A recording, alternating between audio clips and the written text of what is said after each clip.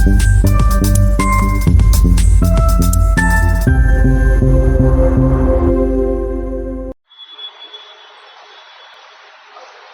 Morning class. I welcome you all of you to the Shri Balaji nursing institute online session. तो आज की class के अंदर हम डर्मेटोलॉजी का टॉपिक करेंगे बर्न।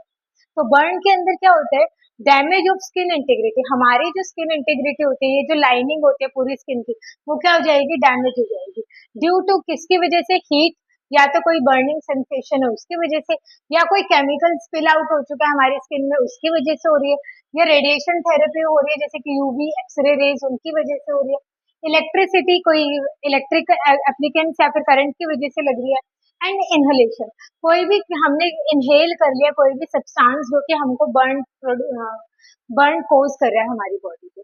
तो बर्न बेसिकली क्या है, बर्न के अंदर हमारी जो इंटीग्रिटी होती है स्किन की वो ब्रेक हो जाती है due to several reason. Like आपका बर्न का केस किन की वजह से हो सकता है, heat, chemical, radiation, electricity and inhalation, इन वजह से। अब हम देखते हैं कि टाइप्स ऑफ बर्न क्या होते हैं अकॉर्डिंग टू कॉजेज। अगर कॉजेज के हिसाब से देखें, किन किन कारणों के टाइप्स देखें, तो फिजिकल बर्न किसकी वजह से हो रहा है, आपका सन बर्न या हीट बर्न की वजह से, ये मोस्ट कॉमन बर्न होता है।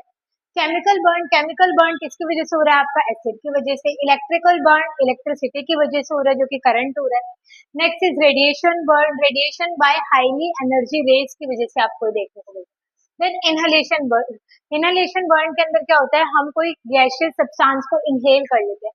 जैसे कई बार क्या होता है, हम घर के अंदर पतीले में ऐसे भाप ले रहे होते हैं, हमको जुकाम होता है तो हम भाप लेते हैं, तो उसके अंदर हम इतनी स्टीम, इतनी ज्यादा हमने सेंसेशन, गर्म स्टीम हम ले लेते हैं जिसकी वजह से हमारे नोज की म्यूकस मेम्ब्रेन ही डैमेज हो जाती है, तो उसको हम बोल रहे हैं burn.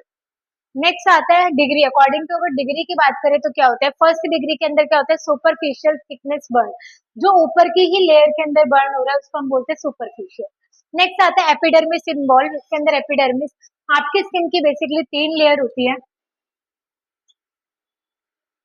Epidermis, dermis and the hypodermis.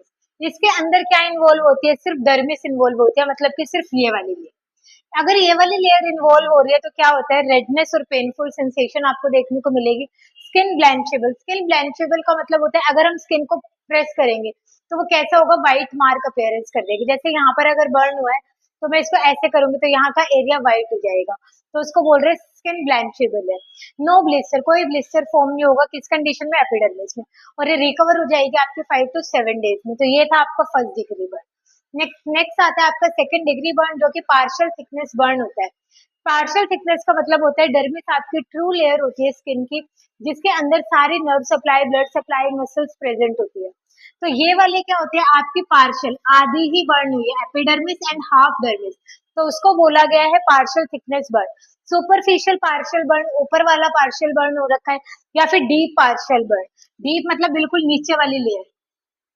आपने स्किन के अंदर जब इंटेग्यूमेंट्री सिस्टम एनाटॉमी के अंदर रीड आउट आप पढ़ रहे होगे तो उसके अंदर आपने 5 लेयर्स पढ़ी होगी, स्ट्रेटम, कॉर्नियम, ग्रेन्युलोसम, फ्रंडोसम। तो ये जो लेयर्स थी, ये लेयर्स बिछी हुई होती है। तो अगर ऊपर की लेयर अगर डैमेज हो रही है तो सुपरफिशियल, और अगर नीचे वाली डीपेस्ट लेयर हो रही है तो डीप पार्शियल बर्न बोलेगी। इसके अंदर ब्लिस्टर्स भी होते हैं और पेनफुल सेंसेशन, क्योंकि सबसे ज्यादा ब्लड एंड नर्व सप्लाई इसी लेयर के अंदर होती है। नेक्स्ट आता है आपका थर्ड डिग्री बर्न, जिसके अंदर dermis, epidermis and epidermis, dermis and hypodermis तीनों ही इन्वॉल्व होते हैं, उसको बोलते हैं हम थर्ड डिग्री बर्न। इसके अंदर क्या होता है, डार्क ब्राउन कलर की हमारी स्किन हो जाती है और पेनलेस हो जाती है। पेनलेस क्यों, क्योंकि नर्व सप्लाई सिर्फ आपकी इस वाली लेयर के अंदर थी, जो कि क्या थी, आपकी डर्मिस। डर्मिस लेयर के अंदर ही नर्व सप्लाई थी, नीचे कोई भी नर्व सप्लाई नहीं है। तो जिसकी वजह से जब ये ही बर्न हो गया और ये भी बर्न हो गया तो कोई भी नर्व सप्लाई आपकी बची नहीं, तो इसलिए क्या होता है, पेनलेस हो रहा है। नेक्स्ट आता है fourth degree. Fourth degree burn क्या होता है, बर्न टिल बोन, बोन्स तक पूरा बर्न हो जाता है यहाँ तक। इसके बाद क्या आता है, आपकी बोन्स आती है। अब ये बोन्स तक पूरा बर्न हो रहा है, उसको हम बोल रहे हैं फोर्थ डिग्री बर्न, और ये ब्लैक चेरी कलर का होता है। फोर्थ डिग्री तक अगर बर्न हो रहा है तो उसके अंदर हमें ग्राफ्टिंग करने की नीड होती है। तो this is all about the types of burn. अब हम देखते हैं क्या क्या साइन एंड सिम्टम्स और कैसे हम उसको मैनेज करेंगे जब ये बर्न हमें देखने को मिलेगा।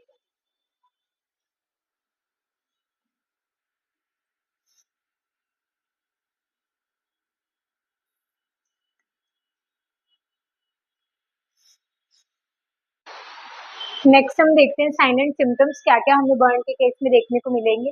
Oedema, hypovolaemia. हाइपोवोलीमिया क्योंकि बर्न के केस के अंदर क्या होता है, ज्यादा से ज्यादा फ्लूइड लॉस होता है, तो इस वजह से हाइपोवोलीमिया। शॉक में जा सकता है हाइपोवोलीमिया की वजह से। Curling ulcer in stomach. Curling ulcer क्यों देखने को मिल रहा है, क्योंकि वहां की ब्लड सप्लाई कम है।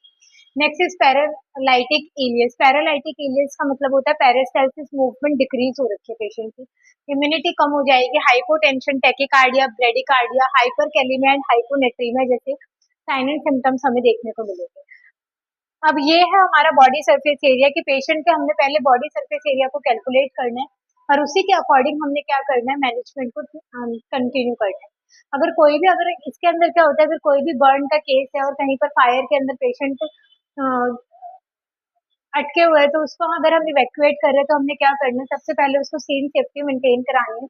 सीन सेफ्टी के बाद हमने उसका ओपन एयरवे करवाना है और जितने भी उन्होंने ज्वेलरीज पहने हुए हैं उन सबको रिमूव करके डायरेक्टली हमने हॉस्पिटल के अंदर एडमिट करा दिया। तो ये होता है बेसिक मैनेजमेंट जो कि हम घर से ही कर सकते हैं। उसके बाद जब हॉस्पिटल आने के बाद पेशेंट के साथ हमने क्या करना है वो देखते हैं। सबसे पहले तो ओपन द एयरवे। उसका कोई भी अगर ऑब्स्ट्रक्शन आ रही है तो हमने पहले ओपन द एयरवे, एयरवे को ओपन करना है।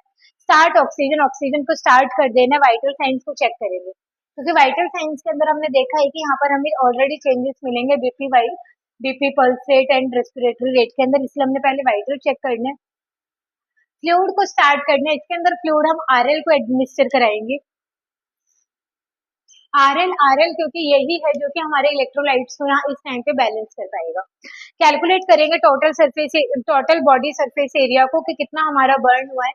इस टोटल बॉडी सरफेस एरिया से ही हमने फ्लूइड को एडमिनिस्टर करवाना है। जैसे पार्कलैंड एंड मॉडिफाइड दो हमारे पास फॉर्मूले होते हैं, 4 ml पर केजी पर टोटल बॉडी सरफेस एरिया के अकॉर्डिंग हमने एडमिनिस्टर करवाना है। 24 घंटे के अंदर हमने वो फ्लूइड को एडमिनिस्टर करवाना है। स्टार्टिंग फेज के अंदर हमने 50% ml करवा दी, 50% बॉडी फ्लूइड को एडमिनिस्टर करवाना है और रिमेनिंग आवर्स के अंदर हमने जो बचा हुआ फ्लूइड होता है उसको एडमिनिस्टर करवाना है। तो ये हमारा क्या था, नर्सिंग मैनेजमेंट था किसके रिगार्डिंग, बर्न के रिगार्डिंग। थैंक